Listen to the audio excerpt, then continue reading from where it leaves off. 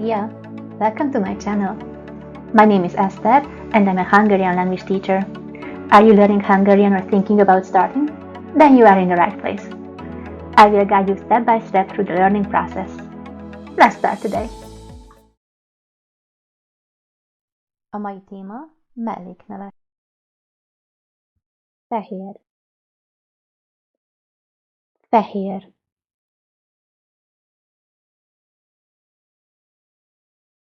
Fekete. Fekete.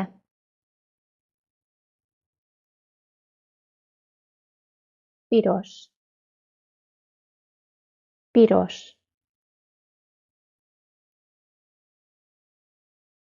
Zöld. Zöld. Kék. Kék. Barna. Barna.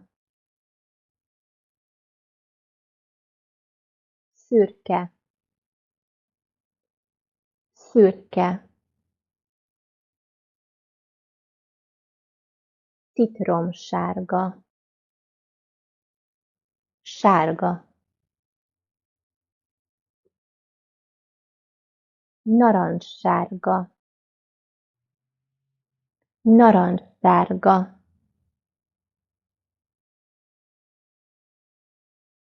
Rózsaszín. Rózsaszín. Lila. Lila. Jó. Jó. Rossz. Rossz.